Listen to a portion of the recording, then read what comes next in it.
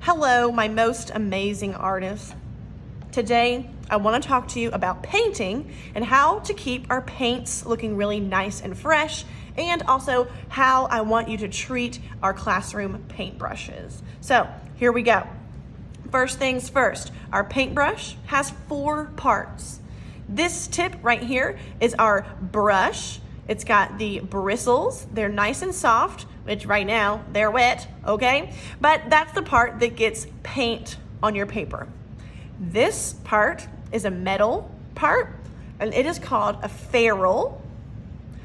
This part is a squishy little gripper. That's where your hand goes or your fingers go. And then the rest of it is just the rest of the handle. So when you're holding a paintbrush, you want to hold it just like a pencil. You're going to use that gripper right here. So we're not going to go down here on the metal part. We're always going to keep our fingers on this little squishy gripper part, just like this. Paint, paint, paint, just like you would write with a pencil. That helps you keep control of your paintbrush. Okay, most of the time we're going to use paints that require water to wake them up, or water to get the paint going so that we can put it on our paper. You're gonna have to get your brush wet first. Then you can pick your color. Now, I always like to say that our paintbrush is like a ballerina. Down here at the brush part, those are your ballerina's tippy toes. Ballerina always dances on her toes. So you can see that she is going to dance tip, tip, tip on her tippy toes, okay? Ballerinas never, ever scoot around on their bottoms like this. Oh, it makes me so sad. Ballerinas do not scoot around on their bottoms because nobody wants to go to the booty scooting ballet, okay? So when you are painting, always remember your paintbrush like a ballerina and that she wants to dance on her tippy toes, not her bottom, okay? So when you go to get your color, I'll start with red. You want to swirl it around on the color that you're choosing. And notice how I'm swirling just the tip. My paintbrush ballerina is not at the booty scootin' ballet. Let me show you what a booty scootin' ballet looks like. Like this. Do you see how the paintbrush is sideways? We never want our paintbrush to be sideways. That's what we call the booty scootin' ballet, okay? We want our paintbrush to dance around on her tippy toes. Once your ballerina paintbrush has paint on her tippy toes, then you can paint it on your paper. And the same thing applies. We want our paintbrush ballerina to dance on her tippy toes. We do not want our paintbrush ballerina to go to the booty scootin' ballet. Looks like this. Oh, friends, oh man, that made my skin crawl. Oh, please never, ever make your paintbrush go to the booty scootin' ballet. Look how sad these bristles look. Can you see that? If you can kind of see that, oh, it's so sad. Let me help you out, little paintbrush ballerina. Oh, please, boys and girls, never jam your paintbrush into your paint and never jam your paintbrush onto your paper. That's what we call the booty scootin' ballet, and don't nobody want to go there, okay? Let's do one more. You're gonna wet your brush and let your paintbrush dance around on her tippy toes.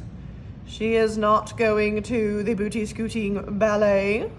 I now have purple paint on my paintbrush. I can use my paintbrush to paint beautiful lines, and my paintbrush ballerina is dancing on her tippy toes. She is not scooting around on her bottom like this. Okay, I'm never gonna do that again. I can't believe I just did that. That was terrible. Let me apologize to this paintbrush. Paintbrush, I'm so sorry. That is terrible, terrible behavior. I had to make this video to to show our kids what not to do. So please forgive me. And I'm sure that the kids at our school are not going to do that to you.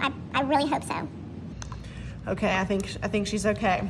So my friends, when you are using a tray that looks like this or another kind of watercolor paint, we also want to make sure that we are treating our paintbrush the right way and that we are not mixing up our colors. Every time you switch colors, you gotta wash your paintbrush off. I like to call this the paintbrush hot tub. Okay, so if I am going to go get some orange paint, I'm going to swish my paintbrush around and around. Now she's on her tippy toes. Notice how she's on her tippy toes. I can paint. She's on her tippy toes. She's not at the booty scooting ballet. Now, I wanna get green. I still have orange on my paintbrush. So I have to give my paintbrush a bath. Gotta wash it off very gently. Notice how I'm not splashing around in my paintbrush water. I'm just swirling it around, making sure I got all of that orange paint off.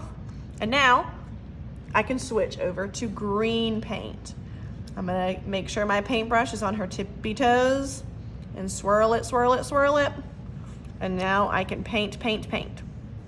Now, if your paintbrush looks a little scratchy, you can always get a teeny drop of water and that will help smooth out your colors.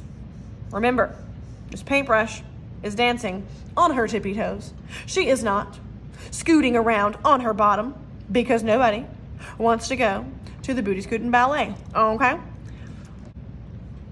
So my friends, our two important things to remember is to keep our paintbrushes nice and healthy. Never send them to the booty scooting ballet. Only have your paintbrush dance on their tippy toes. Second is to make sure our paint trays do not get mixed up, that you're washing your brush after you use each color. That will make sure our colors don't get mixed all together and make a muddy brown. I'm gonna leave you with this song. No mixing up your trays and no booty scooting ballets. No mixing up your trays, no booty scooting ballets. No mixing up your trays, no booty scooting ballets. All right, my friends, toodles.